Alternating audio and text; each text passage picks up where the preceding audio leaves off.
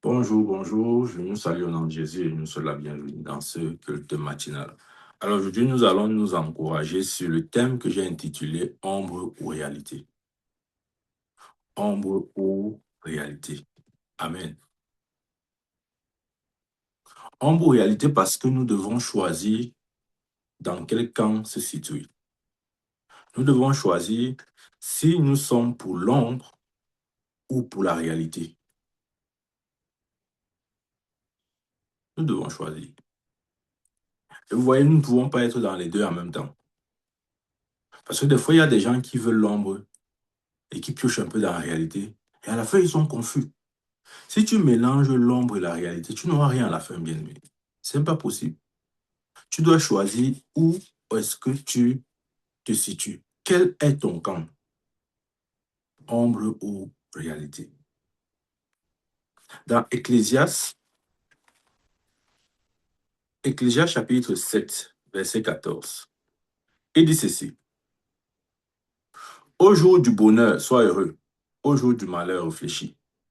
Dieu a fait l'un comme l'autre afin que l'homme ne découvre en rien ce qui sera après lui. Ouais. Quand nous lisons ce verset, il nous donne l'impression, nous avons l'impression que le malheur comme le bonheur vient de Dieu. Du moins, à la première lecture, c'est ce que nous pouvons dégager. On a l'impression que Dieu est à l'origine du bonheur et aussi du malheur. Ouais, nous parlons aujourd'hui sur le thème ombre-réalité. Nous pensons que non, Dieu, le Dieu qui est à l'origine du bonheur, c'est encore lui qui est à l'origine du malheur. Pourquoi? Pour faire, ma Bible me dit dans Ecclésias 7, verset 14 que ouais, nous sommes dans le thème ombre-réalité. Amen. Est-ce que Dieu est à l'origine du malheur? Est-ce que Dieu est à l'origine du malheur? Point d'interrogation. Dieu est-il à l'origine du malheur? Ce verset semble nous dire que oui. Mais est-ce que c'est la vérité? Est-ce que Dieu a besoin du malheur? Ou est-ce que Dieu a besoin des services du malheur pour accomplir sa volonté dans la vie d'un enfant, d'un de ses enfants? Ésaïe 45, verset 7.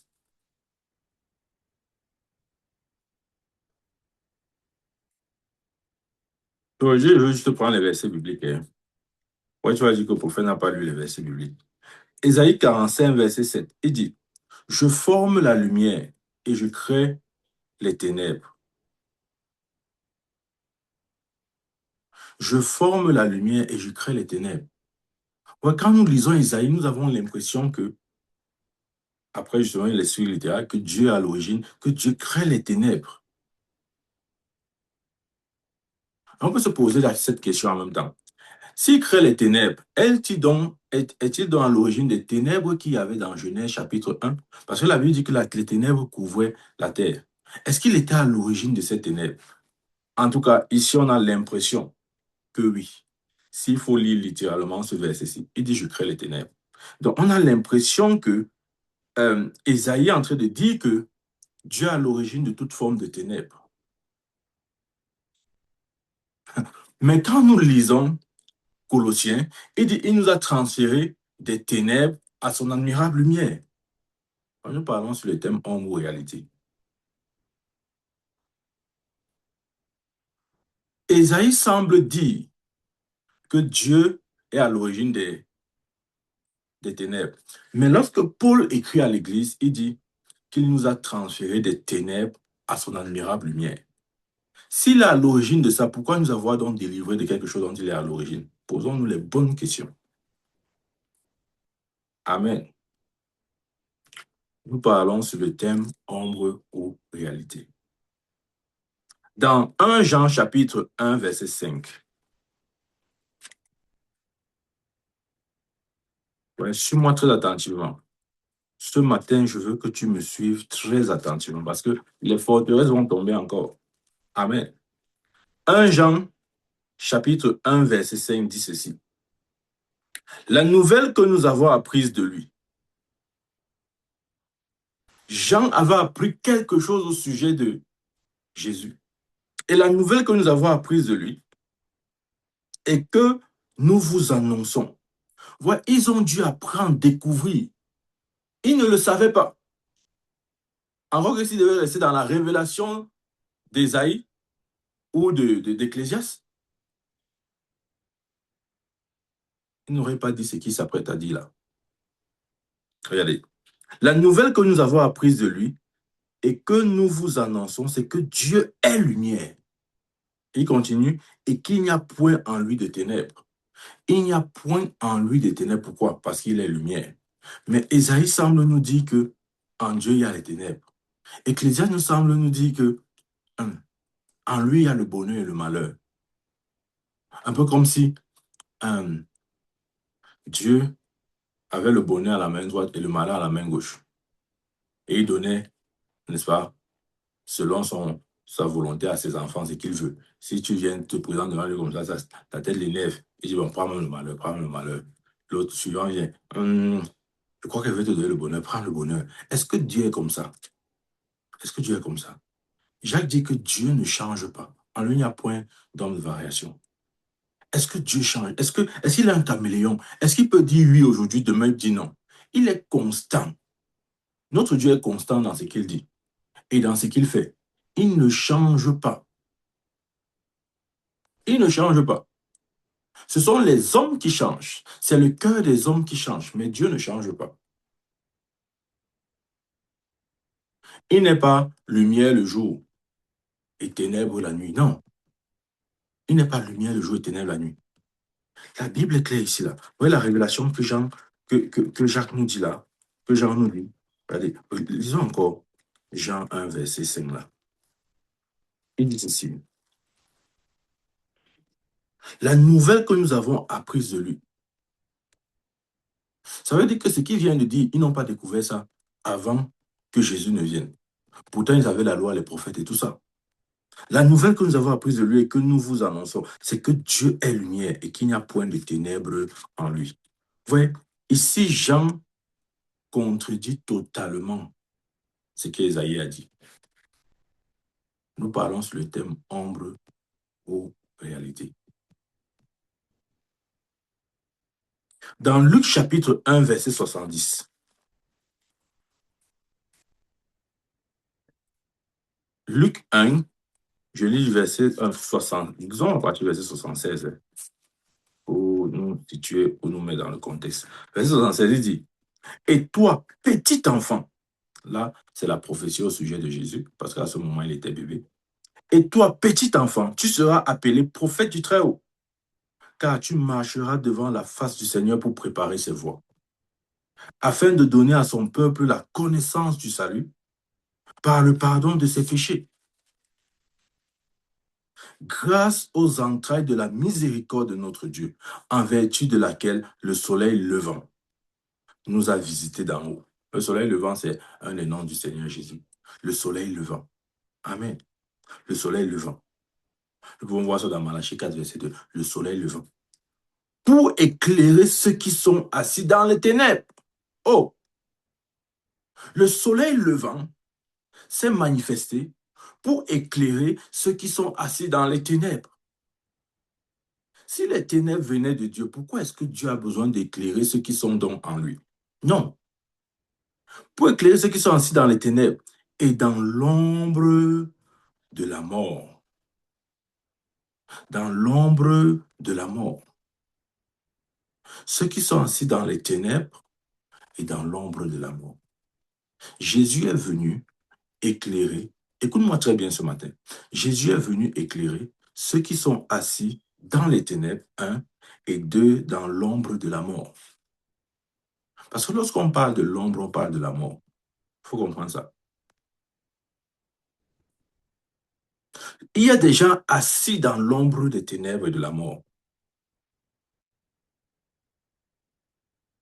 Il y a des gens qui vivent selon la réalité de l'ombre. L'ombre, c'est quoi? Il s'est dit dans l'ombre de la mort. Si vous lisez 2 Corinthiens, il dit là-bas que le ministère de Moïse était un ministère de la mort. Le ministère de Moïse est un ministère de la loi. Nous savons qui est Moïse. Moïse est celui qui a apporté la dispensation de la loi. C'est pourquoi lorsqu'on parle de humble réalité, on met, n'est-ce pas, en opposition deux prophètes. En fait, ils ne s'opposent pas. OK? L'un est plus grand que l'autre, ça c'est clair. Mais il est question de deux prophètes. D'une part, Moïse, qui est venu avec la loi et qui révèle la mort, parce que la loi expose le péché qui est la mort. Et de l'autre côté, nous parlons de Christ. Qu'est-ce que la Bible dit dans Jean 1, verset 17 là-bas, il dit ceci, attendez que je lise.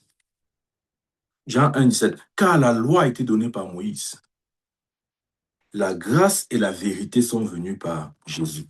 Car la loi a été donnée par qui? Moïse. Mais la grâce et la vérité par qui? Par Jésus. Donc, bien aimé, nous devons choisir lequel des prophètes nous sommes censés suivre. Est-ce que nous sommes appelés à suivre Moïse ou sommes-nous appelés à suivre Jésus? Rappelez-vous, dans Luc, on le présente aussi comme prophète du Très-Haut. Jésus, autant que Moïse était des prophètes. Mais bien sûr, l'un était plus grand que l'autre. L'un manifestait un ministère de la mort et l'autre un ministère de la vie. Et Jésus est venu éclairer ceux qui sont, la Bible est claire, ceux qui sont assis dans l'ombre de la mort et dans les ténèbres. Nous devons avoir cette révélation de l'Évangile. L'Évangile, c'est la lumière de Dieu pour ceux qui sont assis dans les ténèbres et dans l'ombre de la mort. Ceux qui sont assis dans les ténèbres, ceux qui ne connaissent pas Dieu, sont ceux qui sont assis dans les ténèbres. Ceux qui n'ont pas la connaissance de Dieu. Parce que lorsque tu es dans la connaissance de Dieu, tu réalises qu'en Dieu, il n'y a pas de ténèbres. Donc, s'il y a les ténèbres, ou si tu vois les ténèbres quelque part, ça ne vient pas de Dieu. Ceux qui sont assis dans les ténèbres, un, et deux, ceux qui sont assis dans l'ombre de la mort. Ouais, les deux ont besoin de délivrance. Autant ceux qui sont assis dans les ténèbres, autant ceux qui ne connaissent pas Christ, comme ceux qui ont fondé leur vie sur la loi de Moïse. Les deux ont besoin de salut ou de délivrance. Parce que la réalité ne se trouve pas dans l'ombre. Ou je veux dire, la réalité ne se trouve pas dans Moïse, mais la réalité se trouve dans Christ. Amen.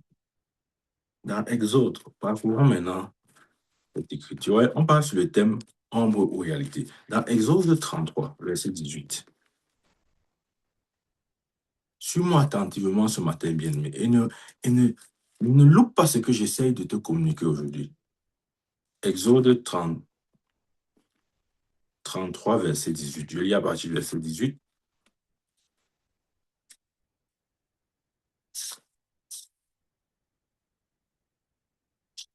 Exode 33, je lis à partir du verset 18. Il dit là-bas, Moïse dit, fais-moi voir ta gloire. Oh, je prie au nom de Jésus que le voile de la religion soit déchiré devant tes yeux. Que ce voile soit ôté, que tu puisses voir les choses comme Dieu voit. Moïse dit, fais-moi voir ta gloire. Aujourd'hui, on a pris les paroles de Moïse, fait de ça des chansons de louange et d'adoration. Seigneur, fais-moi voir ta gloire. Seigneur, fais-moi voir ta gloire. Ta gloire, Seigneur. Aïe, aïe, je sens l'onction. Seigneur, fais-moi voir ta gloire. Oui, Seigneur, je veux ta gloire. Fais-moi voir ta gloire. Moïse avait demandé à voir ta gloire. Seigneur, fais-moi voir ta gloire. On pleure, on se roule par terre. Après, on dit que le Saint-Esprit était descendu. Regarde, depuis que le Saint-Esprit est descendu à Pentecôte, il n'est plus remonté. On ne dit plus qu'il est descendu. Non, il n'est pas descendu. Regarde ce son-ci. Tu vois, je n'attaque pas quiconque, mais je préfère dire la vérité aussi. On a besoin d'être affranchi. Tu demandes au Seigneur, fais-moi voir ta gloire. Parce que tu t'inspires des paroles de Moïse. Oh, Moïse avait dit à Dieu, fais-moi voir ta gloire. Je vais aussi demander à Dieu, fais-moi voir ta gloire. Non. Maintenant, je vais te choquer. Tu sais qui nous sommes. Ou je vais dire ça autrement. Tu sais qui tu es. Là, je parle de toi, toi qui m'écoutes. Tu es la gloire de Dieu. Tu n'as jamais réalisé ça. Écoute-moi, écoute-moi très bien. Tu es la gloire de Dieu. C'est parce que tu aimes trop Moïse. Je ne sais pas ce que tu as vu avec cet homme. Ça veut dire que tu veux que ta vie soit à l'image de la vie de Moïse. Pourquoi tu ne voudrais pas plutôt avoir une vie à l'image de celle de Jésus? Tu, je dis que tu es la gloire de Dieu. Lis ta Bible. Lorsque Paul parle de l'Église, il présente l'Église comme étant la gloire de Dieu. Et l'Église, c'est toi et c'est moi. Tu es la gloire de Dieu. Des fois, nous prions et nous chantons ce genre de chant parce que nous n'avons pas réalisé qui nous sommes. Maintenant, imagine-toi, tu demandes à Dieu de voir ce qu'il a fait de toi. Seigneur, fais-moi voir ta gloire. Mais Dieu te dira, tu es ma gloire. Je n'ai rien à te montrer. Toi, ça demande un esprit mature pour comprendre ce qu'il vient de dire là. Parce que le religieux ne comprend pas ça. Il va dire que non, c'est un enseignement erroné. Votre prophète là, vous n'enseigne pas la vérité. Tu es la gloire. Jusqu'à ce que tu découvres qui tu es devenu en Christ Jésus. Tu vas continuer à chercher ce que Dieu a déjà fait. Ce qu'il a fait de toi en Christ. Seigneur, fais-moi voir ta gloire. Quelle gloire? Dieu qui te montre quoi? Ah, je veux aussi voir le dos de Dieu, n'est-ce pas? Je te connais. Regarde. Moïse dit, fais-moi voir ta gloire. Verset 19. L'Éternel répondit, je ferai passer devant toi toute ma bonté et je proclamerai devant toi le nom de l'Éternel. Je fais grâce à qui je fais grâce, miséricorde à qui je fais miséricorde. L'Éternel dit, tu ne pourras pas voir ma face, car l'homme ne peut me voir et vivre. L'Éternel dit, voici un lieu près de moi.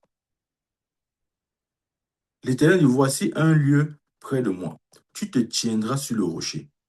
Quand ma gloire passera, je te mettrai dans un creux du rocher et je te couvrirai de ma main jusqu'à ce que j'ai passé. Quand ma gloire passera, je te mettrai dans un creux du rocher, je te couvrirai de ma main jusqu'à ce que j'ai passé.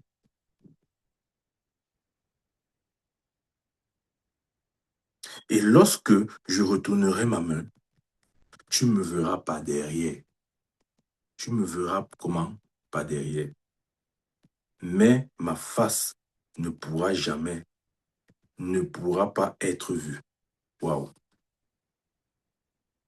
Là, c'est Dieu qui parle. Il dit, tu ne peux pas voir ma face, car l'homme ne peut me voir et vivre. C'est vrai ce qu'il disait. Dieu n'a pas menti. Il a dit à Moïse, parce que tu ne peux pas voir ma face, je te laisserai néanmoins voir mon dos.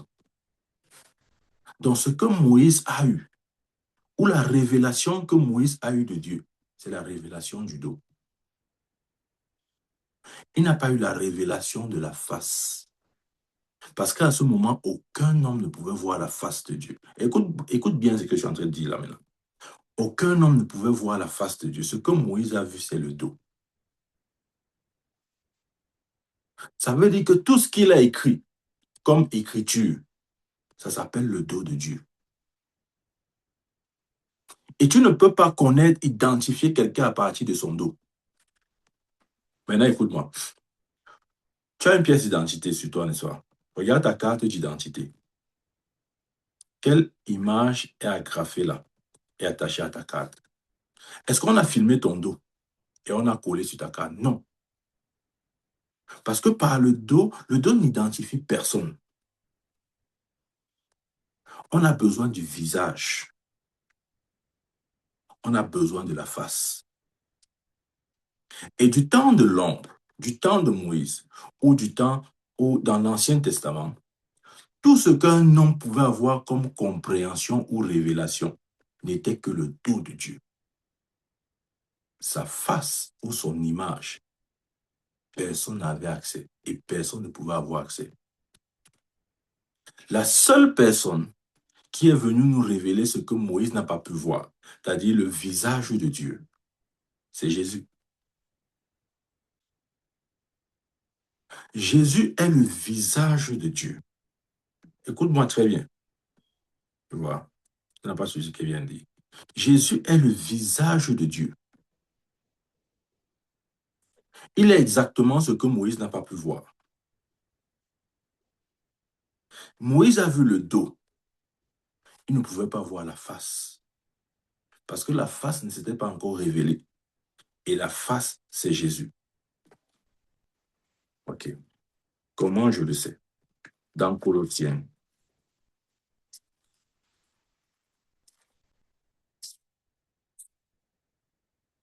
Nous devons avoir la bonne compréhension des Écritures.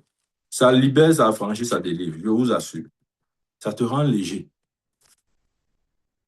1 Corinthiens 1, verset 15. Il est l'image du Dieu invisible. Ouais. Il dit qu'il est l'image du Dieu invisible.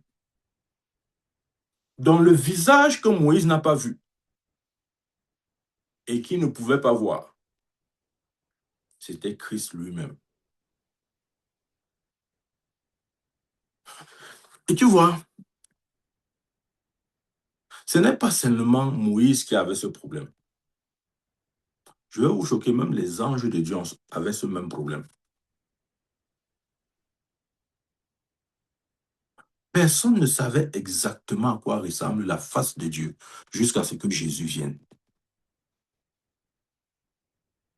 C'est pourquoi la naissance de Marie, c'était quelque chose attendu, pas seulement des hommes, mais des anges.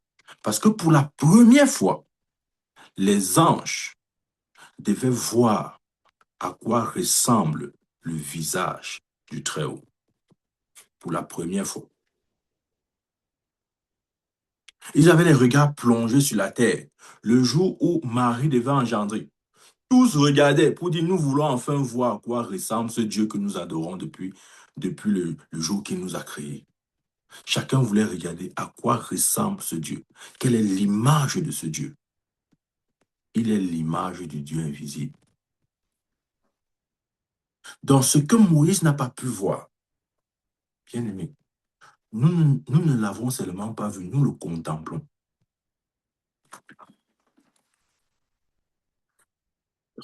Regardez, dans 1 Jean chapitre 1, et ce qui était dès le commencement, ce que nous avons entendu, ce que nous avons vu de nos yeux, ce que nous avons contemplé et que nos mains ont touché concernant la parole de vie. Là, il parle de Jésus.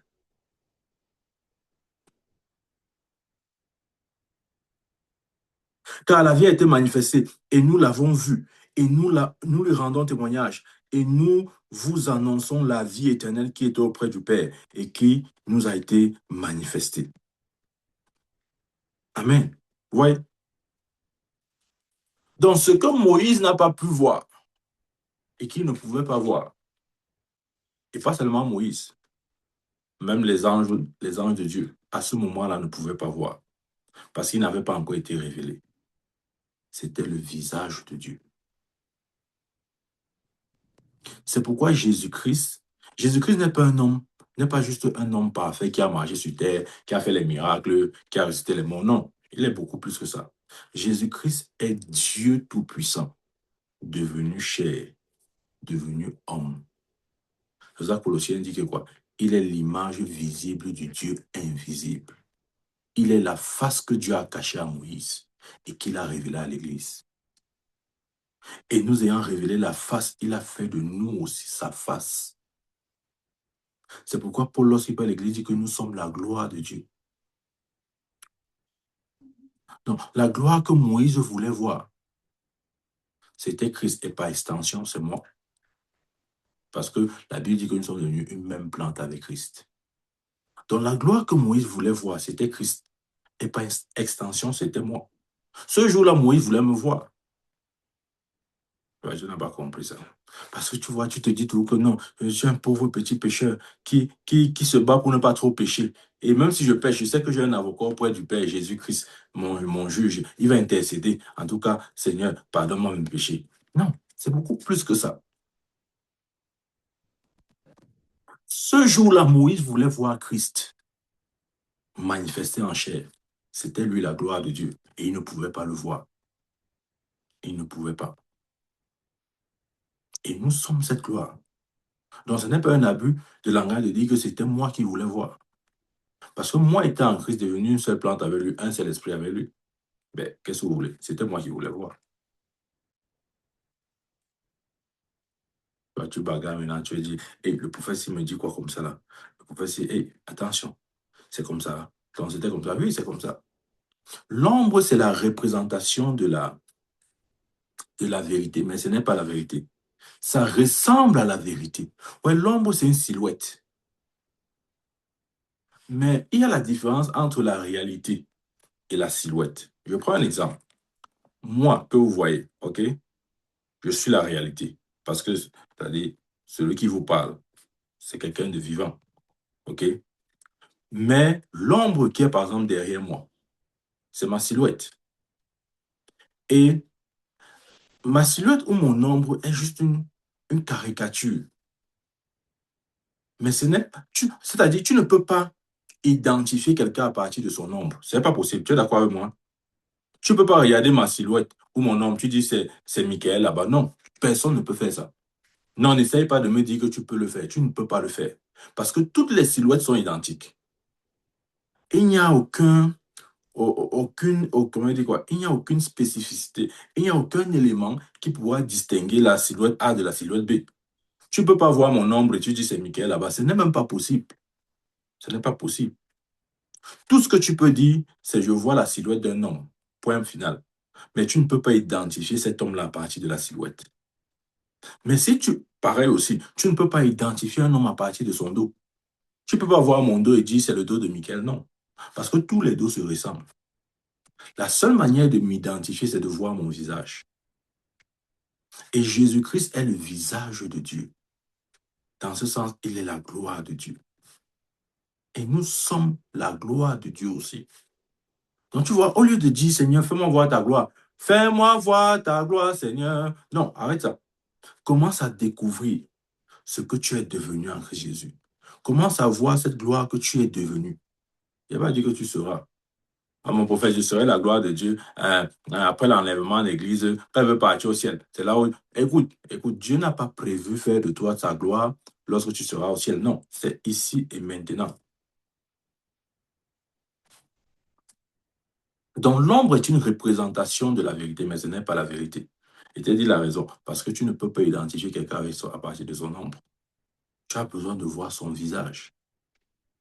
Hein? Vous savez que c'est ta pièce d'identité, on met le visage. Est-ce que tu as vu qu'on a filmé ton ombre là-bas? Ou est-ce qu'on a filmé ton dos? Non, on ne peut pas le faire. Parce qu'on ne saura pas qui tu es à partir de ton dos. Et c'est tout ce que Moïse a pu voir. Toute grâce, excellence et tout don parfait descend d'en haut du Père des Lumières. Ouais. On appelle Dieu le Père des Lumières. On n'a pas dit le Père des Ténèbres. Le Père des Lumières, chez lequel il n'y a ni changement, ni ombre de variation. Dieu ne change pas. Il est le Père des Lumières. Il n'est pas le Père des Ténèbres. Il n'est pas le Père des malheurs. Il est le Père des Lumières. Hmm. J'espère que tu comprends ce qu'il essaie de dire aujourd'hui. Dieu ne change pas. Maintenant, puisque l'Ancien Testament est long, que j'éclaircis ce point. Lorsque Ésaïe dit, je forme la lumière, je crée les ténèbres. En fait, il faudrait pas, il faudrait, pardon, il faudrait pas lui en vouloir parce que vivant dans l'ombre, c'était tout ce qu'il pouvait voir.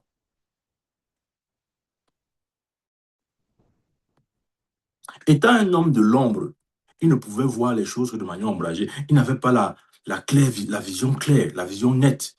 Il voyait comme, comme à travers, n'est-ce pas? Il y avait comme un truc qui flottait et qui l'empêchait de voir de voir ou de parler avec exactitude sur certains sujets, bien sûr. Parce que n'ayant pas vu la face de Dieu, il ne pouvait pas parler correctement. Mais lorsque vous lisez les épîtres, les lettres, vous voyez que Dieu utilise un autre langage. Parce qu'à ce moment, le visage de Dieu s'est révélé. La face de Dieu s'est révélée. La gloire de Dieu qui est Jésus-Christ s'est révélée. Voilà pourquoi Dieu... En fait, je ne veux même pas dire que Dieu utilise notre langage. Les hommes commencent à le percevoir de manière nette. Ce n'est pas qu'il a changé de langage, non. Mais l'homme peut maintenant le voir de manière nette. Dieu n'a pas changé. Rappelons-nous cet aveugle que Jésus avait guéri. Quand il a guéri la première fois, il a dit, que vois-tu? Il dit, je vois les hommes comme les arbres. Et à la deuxième reprise, il dit, ah oui, je vois les hommes exactement tels qu'ils sont. Ouais, des fois, on a cette vision-là, ombragée. Tu peux voir un homme comme un arbre. Tu vois ce que je veux dire? Tu as besoin d'une vision beaucoup plus éclairée pour voir les choses telles qu'elles sont. Donc, les Ésaïe et tous ces gens, ces prophètes de l'Ancien Testament, ils n'ont pas, ils n'ont pas tous prophétisé dans l'exactitude. Ça, il faut le dire. Je l'ai démontré. Il dit que moi, l'Éternel, il dit que l'Éternel crée que l'Éternel est l'auteur des ténèbres. Mais Jean vient de mentir. Il dit qu'en lui, il n'y a pas un ténèbres. Tu vois, les deux ont raison. Chacun a parlé selon sa dispensation, selon ce qu'il pouvait voir à son époque. Ésaïe ne pouvant pas voir la totalité de la révélation parce que le mystère caché depuis les âges mais révélé maintenant en Christ en nous n'était pas révélé au temps d'Ésaïe. Donc, il voyait les choses comme dans l'ombre.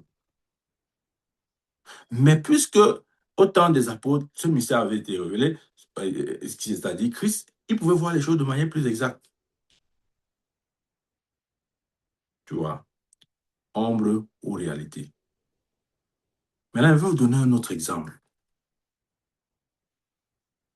Même quand on lit quand on revient maintenant dans le Nouveau Testament, après la naissance de l'Église qui est sanctionnée par la descente du Saint-Esprit dans Actes chapitre 2, etc. Les apôtres ont cru, même pendant que Jésus était sur terre avec eux, que le salut s'adressait aux Juifs. Mhm. Ils savaient que le peuple juif était un peuple séparé, mis à part, et ne devrait en aucun cas et d'une quelconque façon se mélanger avec les autres peuples de la terre. Ça, ils le savaient très bien. Ils avaient inclus malheureusement l'évangile dans leur compréhension. Mais c'était faux. C'était faux. C'était faux pourquoi? Parce que l'évangile ne s'adressait pas seulement aux juifs, il s'adressait aussi aux non-juifs. Mais ils n'ont jamais su cette vérité-là. Comment c'est? Lorsque, dans Actes chapitre 10, Pierre, sur révélation du Saint-Esprit, parle dans la maison de ce païen, c'est-à-dire de ce non-juif qu'on est, pour prêcher, annoncer l'évangile, et qu'on reçoit le salut, il est rempli de l'Esprit, il parle en langue. Même Pierre est étonné. Il dit, mais voici ceux qui ont reçu le Saint-Esprit autant que nous. Et quand l'histoire a été rapportée aux autres apôtres, bien aimé, on a failli excommunier, n'est-ce pas, l'apôtre Pierre du clan apostolique, parce qu'on disait qu'il apportait un feu étranger. C'est là où Pierre leur a expliqué que non, écoutez les gars, ce que j'ai vu, c'est exactement ce qui s'était produit avec nous à la Pentecôte. L'Esprit est descendu sur eux de la même manière qu'il était descendu sur nous.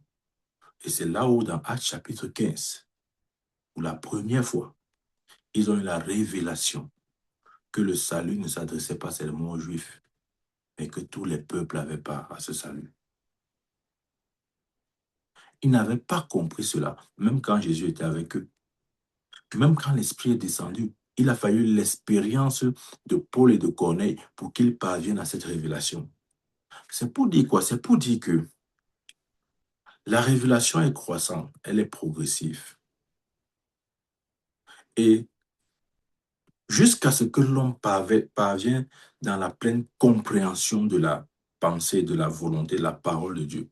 Il peut se glisser parfois des fausses notes, ouais. Des- et- mais nous devons être ouverts. et laisser l'Esprit de Dieu nous enseigner ce que nous ne connaissons pas. C'est vrai. Oh, c'est vrai, bien-aimé. C'est vrai. Maintenant, pose-toi la question, tu es dans l'ombre ou tu es dans la réalité?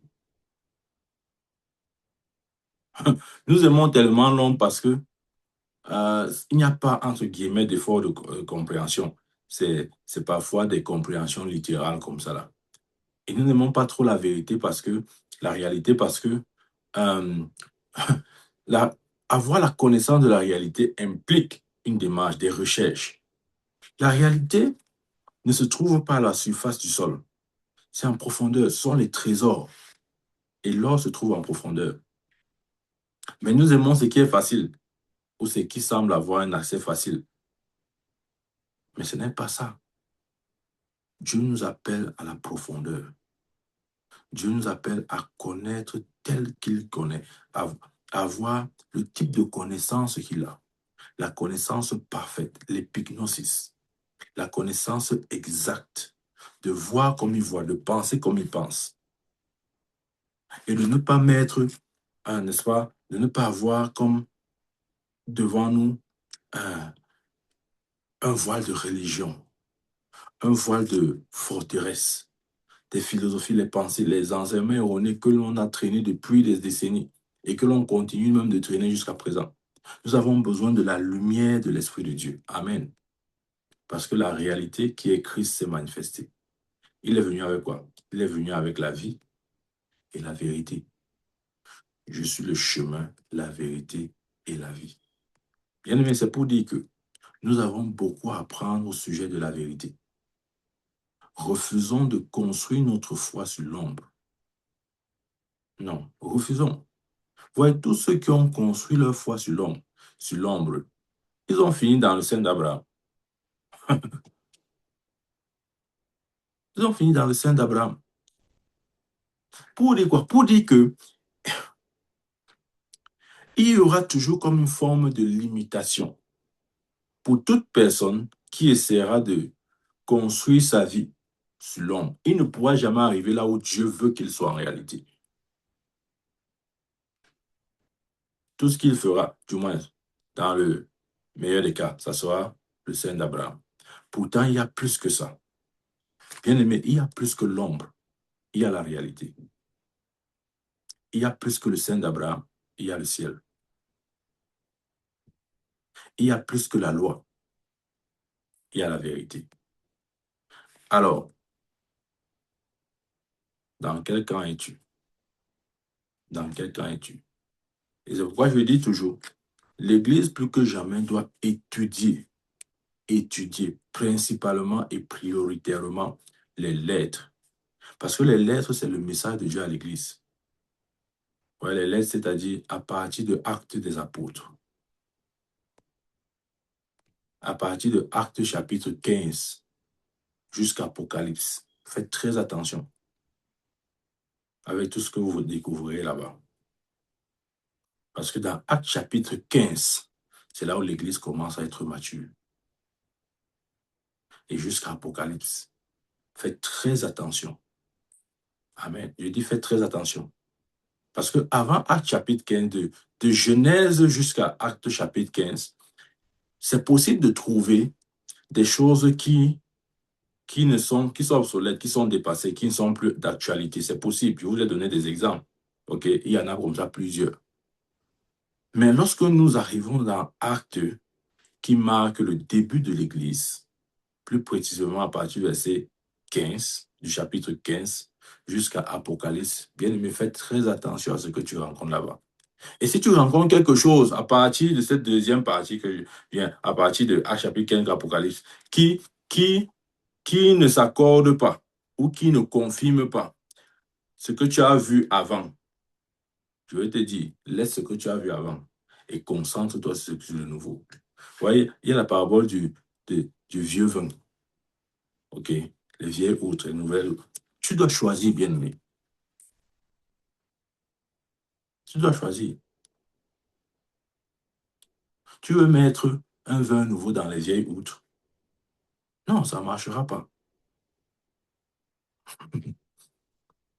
Bien aimé, ce que je voulais te dire ce matin, c'est que tu es un fils de la réalité. Et notre réalité, c'est Christ. Il est venu avec la vérité. La réalité, c'est la vérité. Amen. Et seule la vérité produit la vie.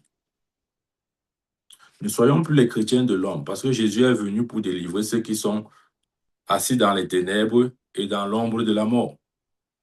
Rappelons-nous ce verset. Il est venu pour délivrer ceux qui sont assis dans les ténèbres et dans l'ombre de la mort. Ces lieux ne t'appartiennent pas. Sors de là et positionne-toi là où Dieu t'a mis. Assis dans la réalité, établi dans la vérité, marchant dans la vérité. Amen. Amen. Que Dieu nous bénisse. Amen. Gloire à Dieu. Y a-t-il des questions? Amen, amen, amen, amen. Amen. Amen. Gloire au Seigneur Jésus-Christ pour sa parole. Question? C'est bon pour tout le monde? Tu vois, nous devons tout faire pour nous établir sur la vérité. Ouais. Quand tu découvres la vérité, bien aimé, tu deviens léger. La vérité te fait, comment dire ça? Ça enlève des fardeaux. Ça, il dit, tu deviens léger. Ça enlève le fardeau ou le poids de la religion. Le fardeau, le poids comment dire ça? Des philosophies, des pensées humaines, des fausses doctrines. Et vous voyez, souvent, nous traînons ces choses. Et nous avons l'impression que la voie chrétienne est une voie difficile à emprunter. Voilà pourquoi beaucoup rétrogradent. C'est-à-dire, non, si c'est comme ça, non, je ne peux pas. C'est trop dur. C'est trop dur. Rien n'est dur. Ça dépend de comment tu as cru et de ce qui constitue l'objet de ta foi. À quoi est-ce que tu as cru? Quels sont les éléments de base de ta foi? Ça fait toute la différence. Oh oui, ça fait toute la différence. Amen. Bien-aimé, je vais te Amen, laisser avec ce amen, message. amen, prophète. Amen. Merci pour cette vérité en ce qui concerne le visage de Dieu, la gloire de Dieu. Parce que beaucoup de personnes, surtout les hommes de Dieu, ils ont toujours cette habitude de dire, j'ai rencontré Dieu, j'ai vu la face de Dieu. J'ai vu la face de Dieu.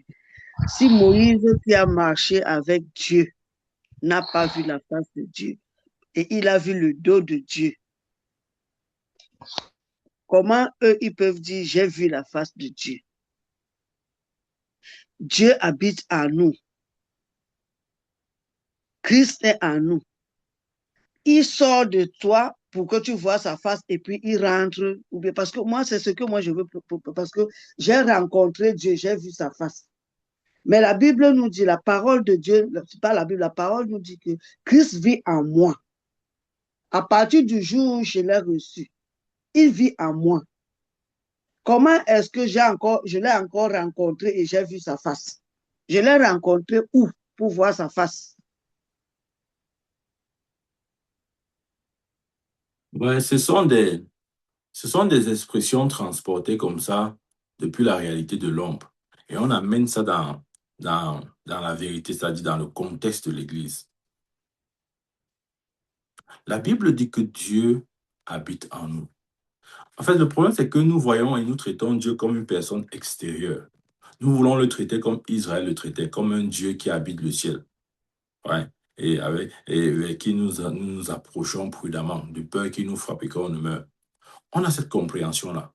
Mais jusqu'à ce que nous comprenions que ce Dieu qui habitait le ciel au temps d'Israël, c'est ce Dieu qui est en nous. Il n'est pas juste en nous. Il a fait de nous ce qu'il est. Il a fait de nous sa gloire. Nous sommes la gloire de Dieu. Mais si nous ne réalisons pas cela, nous allons continuer à chercher. Et ça devient compliqué. Lorsque tu cherches quelque chose dont tu es devenu même, parce qu'on n'a même pas seulement, c'est même peu de dire que nous avons la gloire de Dieu. Nous n'avons pas, c'est pas vrai. Nous sommes Nous la gloire de sommes. Dieu. Amen, amen, amen. Nous n'avons pas, nous sommes. Donc, Mais tu c'est vois, comme si je me cherchais moi-même. exact. Mhm. On va se retrouver, si on n'a pas la compréhension de l'évangile, on va se trouver en train de chercher des choses qui n'existent pas en fait, ou des choses qu'on ne peut pas découvrir, ou on ne peut pas voir. Mais si nous fouillons en nous, ou euh, si nous nous concentrons plutôt à découvrir ce que nous sommes devenus, parce que c'est ça, nous ne serons pas, nous sommes. Mhm. Quand un enfant, l'enfant du roi qui naît, il est héritier. Il n'est pas droit de sang, par naissance, droit de naissance. Donc, il n'a pas besoin de passer un concours, il n'a pas besoin de faire quelque chose pour devenir héritier. Non, il est déjà. Pour le simple fait qu'il soit, ce n'est pas sorti des entrailles du roi, il est le successeur du roi. Mais, Mais il doit juste grandir pour découvrir sa position, pour découvrir qui il est, qui est-ce qu'il est. Il est devenu à cause du droit de naissance, à cause du fait qu'il soit sorti du sein ou des entrailles du roi. Mais nous mais. n'avons pas cette conscience-là. Mhm. Cette conscience nous échappe. C'est pourquoi nous cherchons toujours. Seigneur, fais-moi voir, je cherche ta gloire. Tu cherches quoi? Je cherche la gloire de Dieu. C'est où? Moi, non, mon prophète avait cherché ça pendant 40 jours. Moïse avait cherché la gloire. La gloire est descendue, son visage rayonnait comme le soleil. Non, non, non. C'est hey, hey, ombre ou réalité. Nous sommes où? Tu vois, c'est juste le visage de Moïse qui rayonnait. Tout son corps ne rayonnait pas. Mais en Amen. Christ Jésus, c'est tout notre être qui rayonne de gloire. Alléluia. C'est C'est tout tout notre notre être être. qui rayonne de gloire. Je suis la gloire de Dieu. Toi, quelqu'un a seulement vu, a reçu une portion de gloire qui s'est attachée à sa tête. Tu le regardes comme étant je sais pas moi, comme étant le point final, comme étant celui qui a fait accomplir le plus. Non, non, non. Hey, c'est rien ça. Dieu a juste impacté sa tête de la gloire, de sa gloire. Mais pour nous, il ne nous a pas juste impacté de sa gloire. Nous sommes devenus sa gloire. Et nous le sommes de manière entière. De la tête jusqu'aux pieds, nous sommes la gloire. C'est avec cette Amen. conscience que nous devons vivre. Amen. Ça fait Amen. toute la différence. Hein. Ça fait toute la différence. Je vais te dire, si tu marches là en route et que tu es pleinement conscient, pas juste parce que le prophète a dit, le prophète avait dit que non, laisse-moi ça. C'est pas le prophète avait dit que si tu es pleinement conscient que tu es la gloire de Dieu, bien aimé ça, il n'y a pas envie de dire la suite. Si tu as ce genre de conscience 24 heures sur 24, 24 sur tu es pleinement conscient. Matin, midi, soir, tu es pleinement conscient. Je ne te demande pas d'être conscient qu'on fait prière matinale. Dès qu'on finit prière matinale, allez, un chasse naturel et vient au galop. Tu prends ton vêtement du pécheur. Tu te rappelles que hey, ce que le prophète a dit, c'est vrai, mais moi, je ne peux pas oublier que je suis un pécheur. Tu reportes encore ton vêtement de pécheur. Ne laisse pas ta tunique de justice. La robe de justice, nous sommes devenus justice de Dieu. La justice de Dieu, c'est la gloire de Dieu. On doit dire ces vérités encore et encore jusqu'à ce que notre conscience, jusqu'à ce que nous parvenions à une pleine conscience de la vérité. Mm. C'est ça qui nous dérange. Parce que vous voyez, si on n'est pas établi dans la vérité, on va faire ce qu'on fait là. On va marcher partout, entrer, sortir, tourner en rond, parler, dire aujourd'hui Amen. Demain, tu dis je ne sais plus. Après, tu dis ah, c'est Dieu qui sait.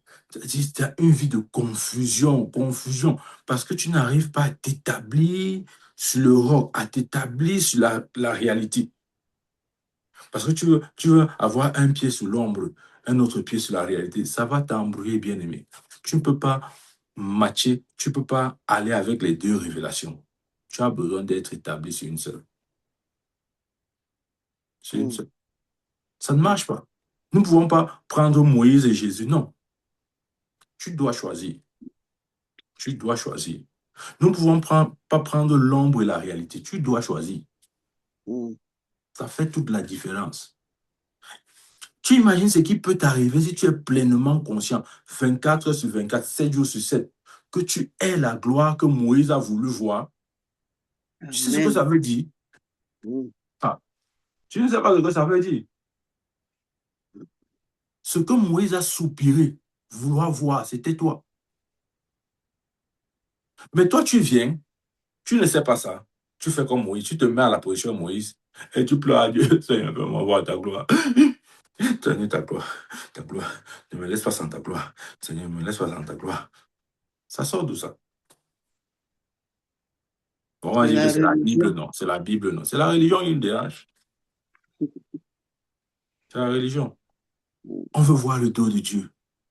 Mais Moïse n'avait que vu le dos, bien aimé. Juste le dos. Est-ce que tu peux être satisfait avec le dos? Non. Dieu nous a donné plus. Ce qui était interdit à l'homme de regarder, l'interdit a été levé lorsque Christ est venu. Mm. Lorsque Dieu a dit personne ne peut regarder le visage de Dieu et vivre, c'était vrai. Mais c'était vrai dans leur dispensation.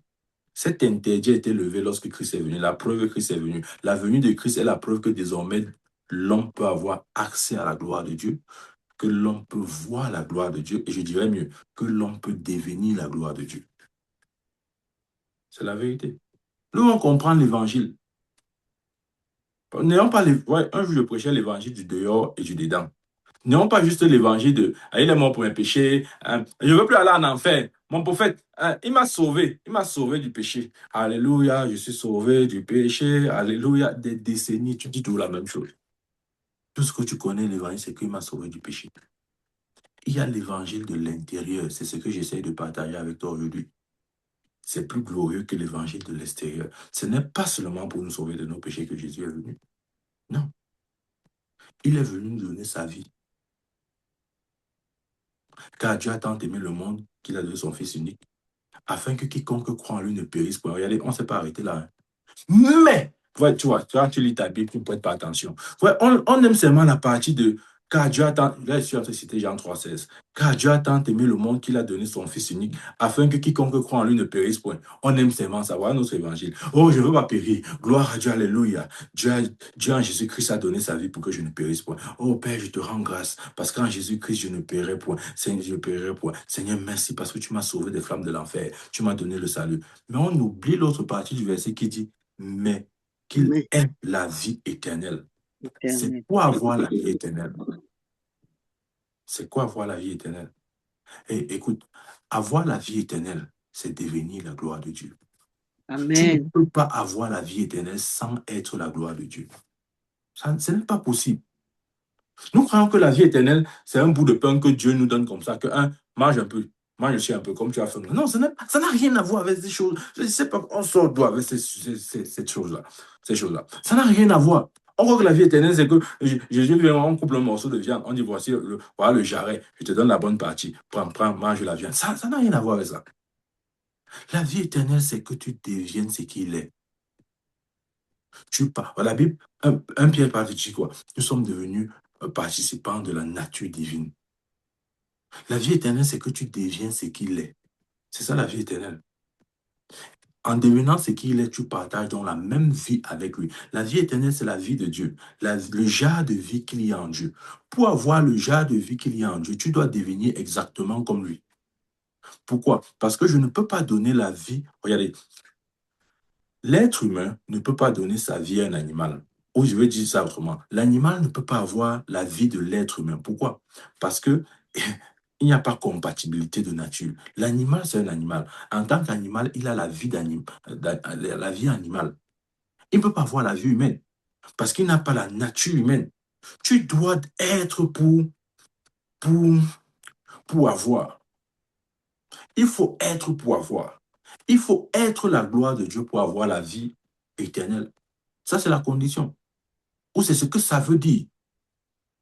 Ce n'est pas juste, comme je dis, c'est pas que Dieu s'est levé et dit, prends le pain, un bout de pain. La vie éternelle n'est pas un bout de pain qu'il nous donne chaque matin. Ce n'est pas un petit déjeuner. Ce n'est pas un repas. Ça n'a rien à voir d'ailleurs. C'est devenir conforme, devenir exactement comme lui. Et je vais te dire, tu es exactement comme Dieu maintenant. Tu es exactement comme lui. Il a dit quoi?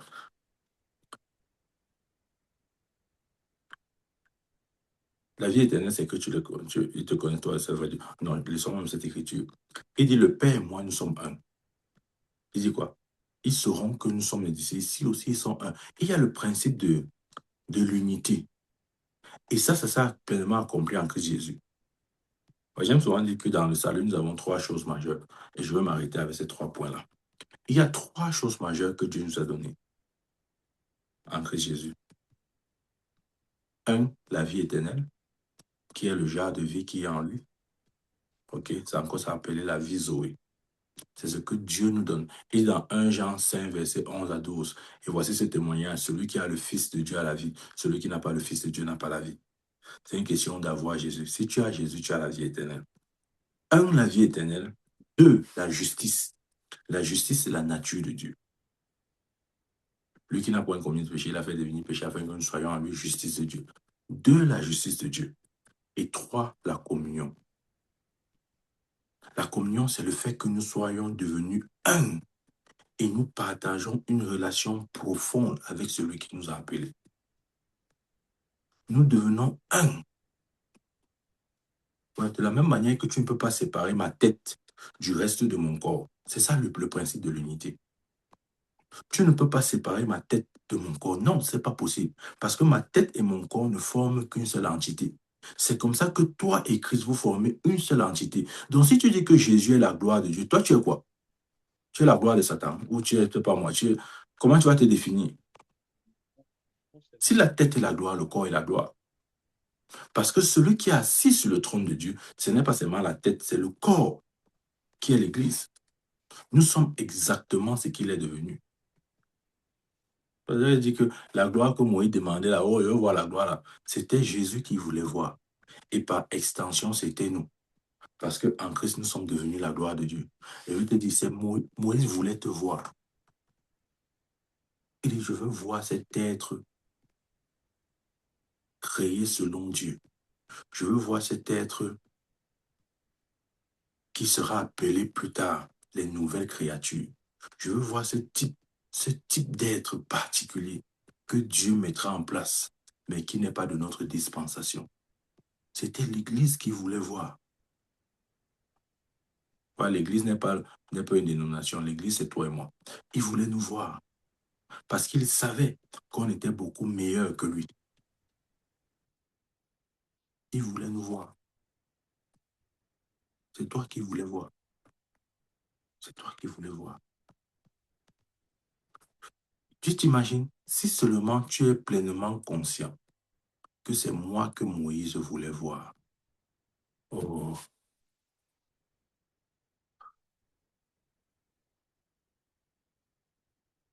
Si seulement tu pouvais réaliser ça, que c'est moi que Moïse voulait voir. C'est moi qui voulais voir. Et Dieu a dit à Moïse, tu ne peux pas le voir. Tu ne peux pas. Tu ne peux pas le voir maintenant. Dieu t'a préservé. Il t'a caché même du regard de Moïse. Parce que nous sommes des créatures selon un nouvel ordre.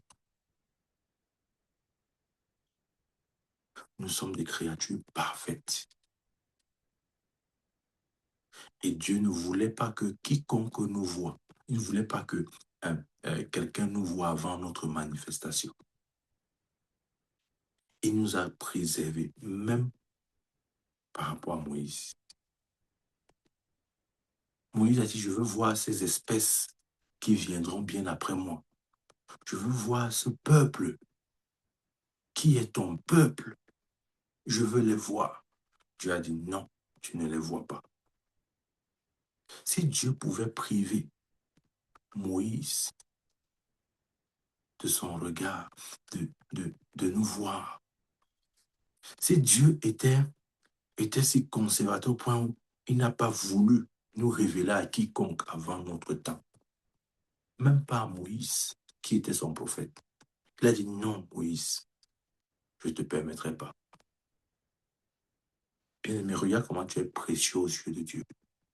Même Dieu t'a caché de Moïse. Tu penses que c'est pour te livrer à tes ennemis. Tu penses que si Dieu lui-même t'a préservé, t'a caché de Moïse, qui ne voulait pas ton mal, qui n'était pas là pour t'envoyer les flèches, la sorcellerie, la maladie, qui ne voulait rien de tout ça, juste te voir. Si il a refusé, si t'a préservé juste parce qu'il était extrêmement jaloux de, de, de la race que tu es en lui. Il était si jaloux qu'il ne voulait pas te dévoiler au monde avant la période. Si t'a préservé, bien-aimé, il te préservera de toute chute. Jude 1, verset 24. L'Éternel qui nous préserve de toute chute. Il te préservera de toute chute. Il te préservera des flèches de l'ennemi qui volent de jour comme de nuit. Si t'as préservé de Moïse qui ne voulait pas ton mal, qui voulait juste te contempler, qui voulait juste voir à quoi tu ressembles dans la gloire, si t'as préservé de cet homme, ne pense pas que c'était pour te livrer aux mains des méchants. C'était pour te livrer aux sorciers, aux marabouts, aux féticheurs, aux hommes de ces sociétés secrètes, etc. Non. Dieu est toujours jaloux de son peuple, de ceux qu'il aime. C'est ça la vérité. Ça peut sonner bizarre dans tes oreilles, mais c'est la vérité. Tu peux ne pas être d'accord avec ce que je dis, mais c'est encore la vérité. Amen. Et je prie au nom de Jésus que ton esprit soit suffisamment ouvert pour comprendre ces paroles. Amen. Amen. Nous allons prier à cause du temps. Et je nous encourage à réécouter ce message, bien-aimé. Si tu peux, réécoute-le. Réécoute-le. Jusqu'à ce que tu parviennes à la pleine conscience. Nous écoutons les messages pour devenir conscient. Tu dois être conscient de ce que tu écoutes. Tu dois être conscient. Aussi conscient que tu l'es de ton genre. Tu vois, par exemple, moi, je suis du genre masculin. OK? Je ne vais jamais me relever un jour. Je dis que je suis une femme. Non, je suis une femme. Comment je fais pour être une femme? Je ne pense même pas. Je n'arrive même pas à concevoir ça. De la même manière que tu n'arrives pas à concevoir que tu sois d'un autre genre que ce que tu es là.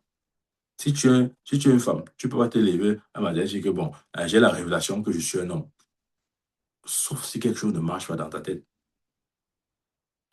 Donc, la conscience que tu as de ton genre, que ce soit masculin ou féminin, tu dois avoir la même conscience de ce que Dieu dit à ton sujet, de ce que je viens de partager avec toi. Tu dois être conscient de ces choses. Et comment être conscient? Écoute-les encore et encore. Et si tu sens que tu n'es pas pleinement conscient, remets l'enseignement là. Jusqu'à quand? Jusqu'à ce que tu deviennes pleinement conscient. C'est la clé. Père, au nom de Jésus, béni sois-tu. Merci pour ta parole de ce jour. Seigneur, toi qui nous révèles la réalité sur laquelle tu nous as établis. Christ, notre fondement. La parole sur la pierre angulaire, rejetée mais devenue pierre angulaire. Nous fixons nos regards sur toi. Nous ne voulons que toi. Et nous confessons, au Dieu, que ce que tu as dit à notre sujet est vrai. Et nous disons Amen à ta parole. Amen à toutes tes promesses accomplies. Béni sois-tu au nom de Jésus-Christ. Reçois la gloire, Père. Merci pour cette journée. Préserve-nous de toute chute. Marche au milieu de nous, dirige nos pas. Et que la gloire te soit rendue en tout temps et en tout lieu. C'est au nom de Jésus-Christ que j'ai prié. Amen, amen. Que la grâce du Seigneur Jésus, l'amour de Dieu, la communion du Saint-Esprit soit avec chacun de nous. Amen, amen. Bonjour, bonne journée et bon matin. Amen.